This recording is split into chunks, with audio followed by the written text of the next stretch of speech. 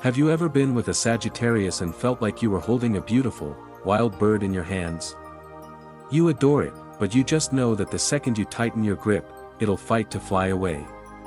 Or maybe you are that Sagittarius, and the idea of anyone getting too close feels like a cage, no matter how lovely it looks. In the world of astrology, it's a classic story, the freedom-loving archer who gets notoriously skittish about commitment. But is this famous fear of being tied down really written in the stars? Or is there something deeper going on, a psychological pattern known as avoidant attachment, that's actually pulling the strings? Today, we're going to look at this through two different lenses, the symbolic language of astrology and the psychological framework of attachment theory. We'll explore where these two ideas seem to click, where they diverge, and what it all means for how we love. First up, that classic Sagittarian trait, the powerful need for freedom. In astrology, Sagittarius is all about expansion, exploration, and new experiences. The stereotype is that this sign needs independence to feel alive, and relationships that feel too restrictive are their worst nightmare. Now, let's put on our psychology hat for a second. In attachment theory, this can look a lot like a dismissive-avoidant attachment style. This pattern doesn't just come out of nowhere, it often develops when someone learns early on that relying too much on others isn't safe or dependable, so they become fiercely self-sufficient. For someone with these tendencies, the fear isn't just about losing freedom, it's a deeper discomfort with dependency and the feeling of losing their sense of self in another person. So, while astrology calls it a love of freedom, psychology might see it as a learned need for space to feel safe. Number 2 on our list, the famous Sagittarian, brutal honesty. The story goes that a Sagittarius will tell you the truth, no matter how much it stings, because they value truth above everything. They're known for being incredibly straightforward and uncomfortable with fakeness, but could there be another layer here? What if that bluntness isn't just about truth, but also about creating distance? Psychologically speaking, one way people with avoidant patterns can maintain emotional space is by, often subconsciously, pushing partners away when things get too close for comfort. Could that brutal honesty sometimes be the perfect tool to keep real intimacy at arm's length? It can create a little bit of a rupture, just enough to let some air in when a connection starts to feel too intense. It's a way to hit the brakes on closeness before it feels overwhelming. Our third point is the Sagittarian, explorer, mindset. This is the sign of the adventurer, always wondering what's over the next horizon, the next trip, the next big idea, the next experience. In relationships, this can sometimes translate into a, what if there's something better, mentality, making it hard to settle down because they're terrified of being bored. From an attachment perspective, this pattern echoes a tendency sometimes seen in people with avoidant attachment.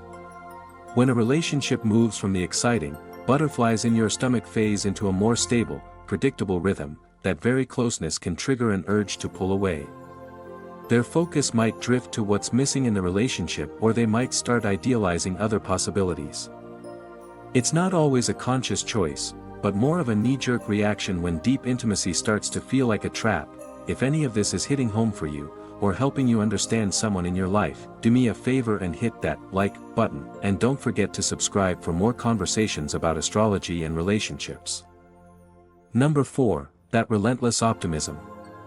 Sagittarius is ruled by Jupiter, the planet of good fortune, and they're often seen as the eternal optimists of the Zodiac. They can find a silver lining in just about anything. But what happens when that optimism is used to bypass pain? In the context of avoidant attachment, a relentlessly positive outlook can sometimes work as a defense mechanism. It can be a way to sidestep messy, complicated, and vulnerable emotions. Why have a deep, potentially painful talk about a relationship issue when you can just say, let's look on the bright side, it'll all work out? This, good vibes only, attitude can be a powerful, if unconscious, strategy for avoiding the emotional depth that true commitment requires. It keeps things on the surface, where difficult feelings can't get out. This brings us to our biggest, most important question: is this behavior because of the stars, or because of life scars? The truth is, it's probably not an either/or question. Astrology gives us a rich, symbolic language, a set of archetypes and stories, that can help us make sense of personality patterns. The archetype of the freedom-seeking Sagittarius is a perfect metaphor for some of these behaviors. However, attachment theory offers a potential origin story. It suggests these behaviors aren't just how someone is, but are often adaptive strategies learned from our earliest relationships.